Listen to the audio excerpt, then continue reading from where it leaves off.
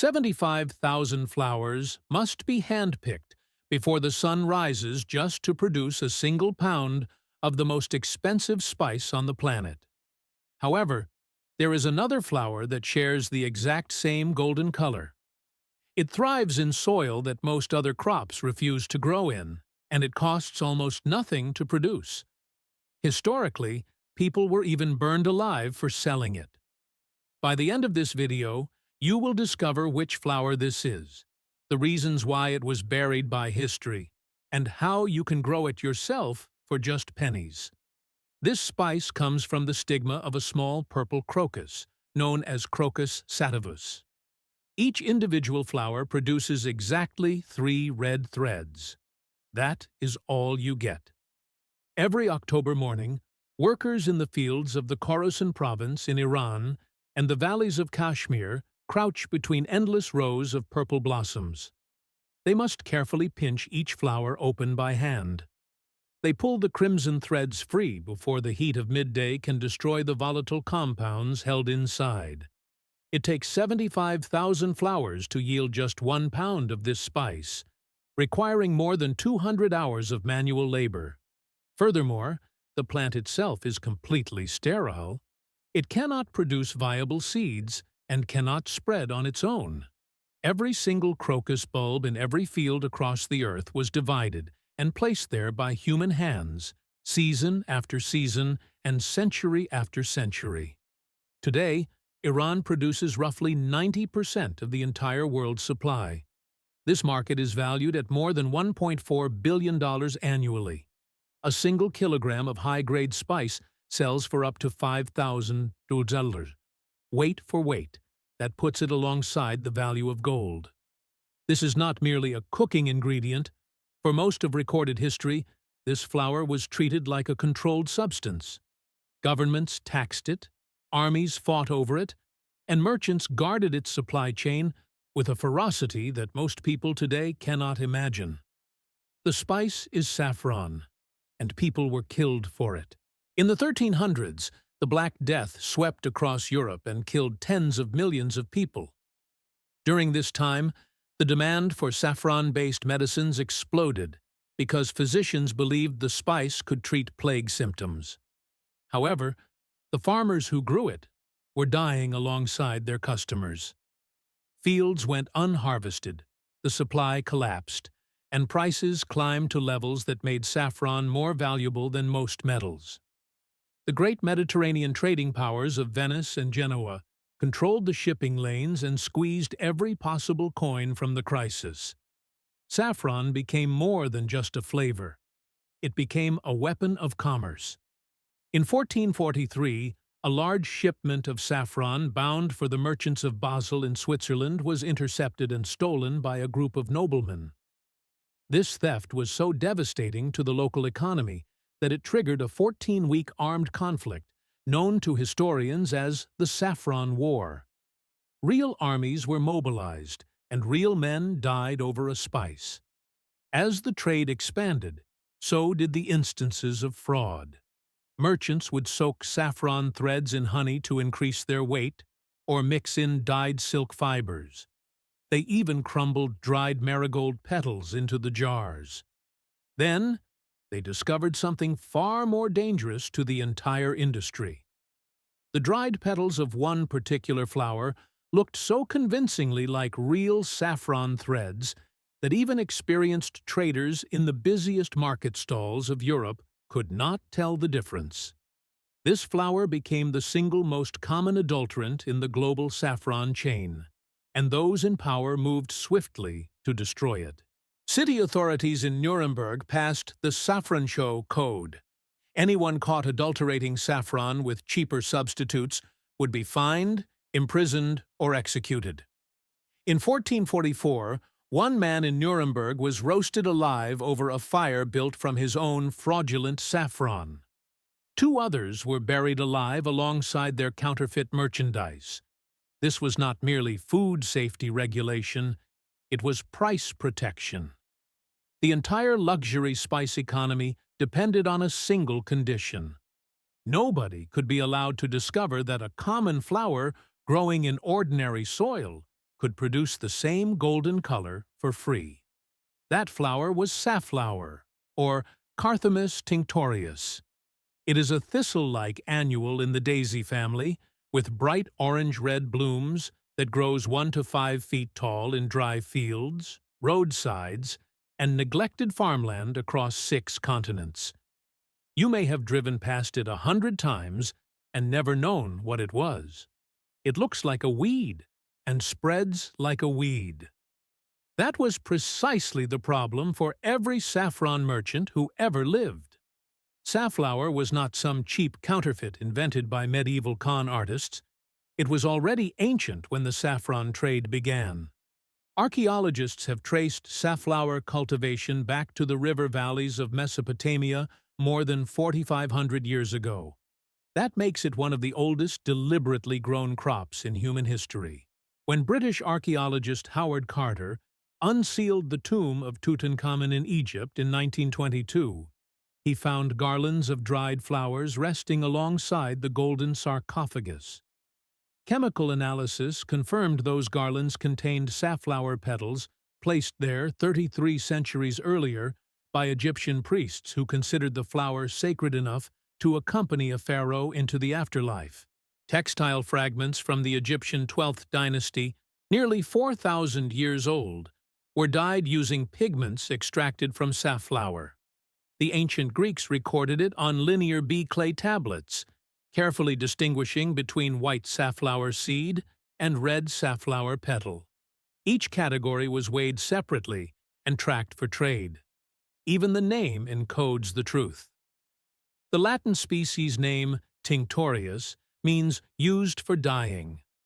The common English name, safflower, drifted over centuries from the Old French saffleur and the Arabic word for yellow, both rooted in the same linguistic family as the word saffron itself. The language preserved what the market tried to erase. The spice trade did not invent a substitute. It inherited a flower that was already ancient when saffron was still growing wild on the hillsides of Crete.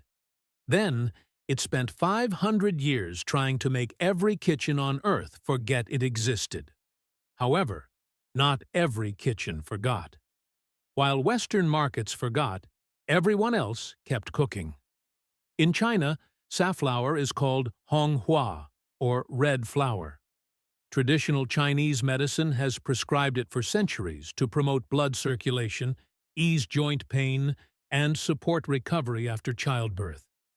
Chinese hospitals still administer safflower-based preparations to stroke patients today. In South Korea, safflower seed powder is taken for bone health and to treat brittle bones. In Azerbaijan, dried safflower petals go into rich mutton soups. In Syria, they are folded into omelets and kibe. In the Alentejo province of Portugal, safflower leaves still color local artisan cheeses, the same way they did generations ago. Here is the part that should stop you in your tracks. In Iran itself, the nation that produces 90% of the world's supply of saffron, farmers in the northern provinces also grow safflower. They know the difference, and they use both. They cook with both, stirring it into rice without a second thought, because the golden color in a home-cooked meal does not require $5,000 worth of crocus threads.